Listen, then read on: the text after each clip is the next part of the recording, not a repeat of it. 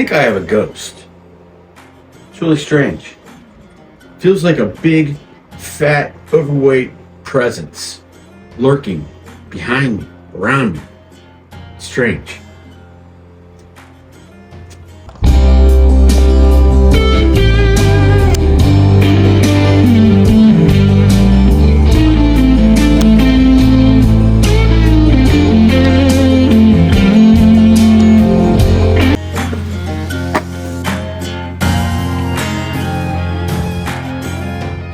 Civivi, mini asticus. This is a cool knife. I mean, Civivi's a great manufacturer. They make really good knives. They do a really good job on fit and finish. They use good materials. They have good service, and they have plenty of inventory.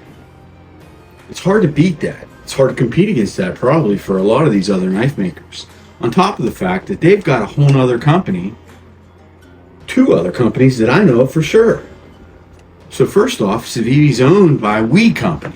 I don't have a We knife here, but I do have 3 new Sen cuts over here to my right. I can't wait to review. I'm not going to do that in this review, but I'm going to do it soon. One of those is a total grand slam. Another one is a home run, maybe a triple, and then the other one is definitely a double to a triple with a stolen base. I keep using baseball references, but I like it. I think it's a good indicator on a scale of first base, well, strikeout being garbage. First base, good knife, practical, not great action, not the best materials, but still good knife. Double, real good knife. The materials are great and everything like that. The action's okay. All that's going well. May need a little oil, a little tighten on the pivot, but then when you got it, it's a true double. And then there's those knives that are just like, I'm telling you what, a knife that just where you can tell the fit and finish is even better. The action's crisp, the sounds, no oil needed, no tweaking on the pivot, none of that's necessary. That right there is a triple. Home run is if you can do better than that,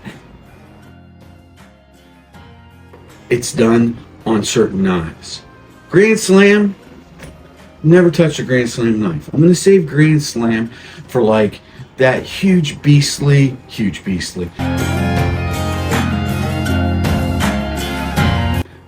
for that just perfectly made knife that I had to go out and spend a little extra money on.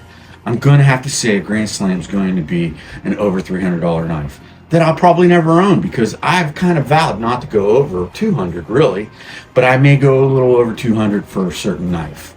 I've been eyeballing the Spyderco, Mannix, and paramilitary knives. And then I'm also eyeballing the Benchmade Osborne. So those are probably going to be some of the knives that I'll jump into if I ever do start upping my game past $150 or so. I have bought a $160 knife and a $150 knife, but that's about as high as I've ever gone. That's one thing you can trust with this channel is that I'm going to, at least for now, all last year and into this year, I'm going to probably stay true to my budget nature. I just love budget offerings on everything. I don't care what it is. I don't buy Charmin toilet paper. I buy the toilet paper that's just as good as Charmin, but it's $10 cheaper for a big barrel of it. It's the way I am. I'm wired that way. I'll do a little bit of research. I'll check stores. I'll check products. I'll do all those different things, and I'll find that product that kind of falls right in there. It's the Charmin toilet paper that's $10 cheaper kind of knife. And that's me. I'm that guy. I really am. So let's dig into this Civivi. I just got 5 knives in it. I got a Civivi, a QSP. Wait till you see that QSP. Now that QSP is definitely going to be a triple. I'm going to want to call it a home run, but I'm not gonna. But it's definitely a triple, and it might steal home. QSP, this Civivi, and 3 Sen cut. Just got in yesterday. Delivered in the snow. We just got about 6 inches of snow here in Indiana. I just got done shoveling snow. Okay, now when you buy Sen cut and Civivi knives, you get this really nice canvas zipper pouch. I like it. It's nice. It's a great touch. It's got like fur lined interior. It comes with a micro cloth and, of course, a couple of their stickers. But it comes with all that stuff. And I like that stuff, don't get me wrong. But it might not be necessary. Because after I pull the knife out of there, that typically goes into the box that it came in, and that box goes into a box, and then I almost never see it again.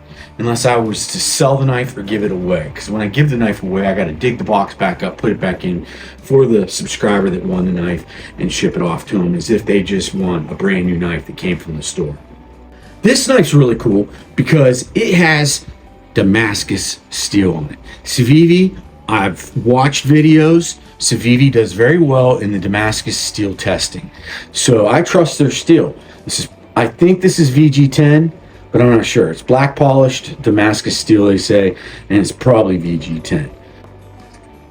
Damascus steel's got to be a tough thing to test and understand and to know what you're really getting in there.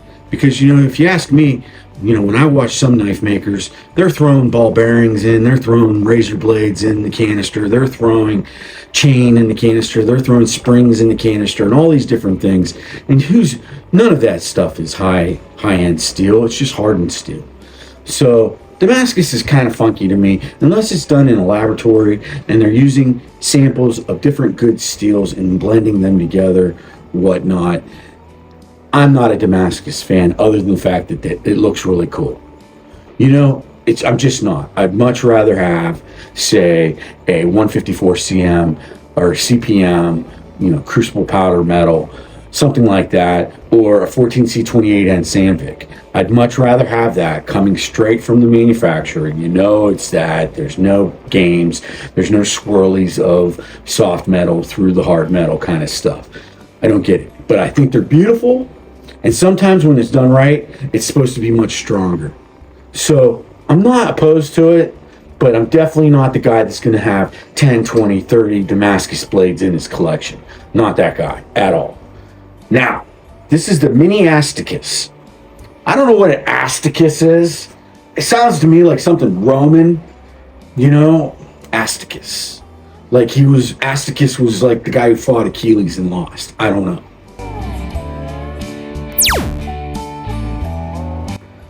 So this is a flipper knife. It's got a flipper tab here. You're not going to be able to do anything funky off the blade or anything like that. No finger holes, no studs. This has kookaburra wood. I call it kookaburra, and I know I'm slaughtering that wood. Never heard of kookaburra, never seen a kookaburra tree, and I'm a woodworker. Yeah, so it gets the moniker of kookaburra. And this has a reversible deep pocket carry tip up. Now this wood is nice, and I'm guessing this wood's got plenty of oil in it, and it's super hard type of wood for this application. So I'm trusting that wood. Now, it has the known C for Civivi on the pivot. You can see the Damascus going up into the flipper knob. That's kind of cool. It's all part of the blade, so it might as well, right? There's some good jimping on that. Now, look at that. That's a nice straight back blade. I like that. I don't mind straight back blades at all. I'm a drop point guy, but first and foremost, I'm a Wharncliffe guy. Sheep's foot, Wharncliffe kind of guy. But this knife, as Civivi normally does, really good action. It's going to open no fail. The lockup's really great, and the blade's really nice. Let's see if you can see some of the Damascus in that blade. Now it's really cool looking. It's got this zebra effect. It has this swedge along this back spine. It's really cool. Really nice grind on this. Hollow grind. And of course, the blade material. I'm guessing I really should probably have done more homework on this. Let me put it up here in case, but VG10 is what I'm going to say. Where they make the knives, forged in fire. You have to learn a lot about Damascus there. So I'm hardly putting any pressure on this nub right here, and it fires open, just like it should. It's a beautiful wood-handled Damascus knife. This is a knife that I would say, if you're out there and you're younger and your grandparent, your grandfather is still alive, your father's maybe getting older, this would be a great gift for an older male or female, but an older male dude who's like, wow, look at this. And he's going to have it in his pocket, and he's going to go to McDonald's, and he's going to meet the other 4 or 5 old guys that he's friends with, and they go there and get coffee every Thursday morning. And he's going to pull out his civivi mini asticus out of his pocket, just like this. And he's going to go flip flappity flu. The next thing you know, he's popping open his McDonald's coffee, and he's looking at it, checks it out, sees, needs a little more cream, grabs his cream packet, cuts the cream packet, pours a little more cream in there, looks in, okay, all right, wait, stirs it, yeah. The other 4 guys, old guys sitting at the table, they haven't said a word. Their Amazing. jaw is on the table. They're watching this old guy just go to town with his mini asticus and his McDonald's coffee. Now he takes a little sip, a little warm, that's all right, not sweet enough. Grabs a sugar packet, puts a little sugar in there, stirs it up with his knife, takes a drink of that coffee and says, that's a good coffee. While he's not even looking at his knife, drops it like that, puts his knife back in his pocket, takes the lid, puts it back on his coffee, sets his coffee down, picks up all the paper, throws it over there at Louise, who's cleaning the tables over there, and he says, okay, Jerry, what were you talking about? You're going fishing next weekend? And he's drinking his coffee as if nothing even happened, and all 4 guys are looking at him like he just caught on fire. Yeah, you just bought your grandpa or your older father the gift of a lifetime that he can open up at McDonald's with all of his old buddies sitting there drinking coffee, telling lies, and he just came up with this bad boy, and their panties just fell around their ankles. Yeah, old guy panties. Depends makes panties now. There you go. That's the mini asticus. Civivi knives, really good knives.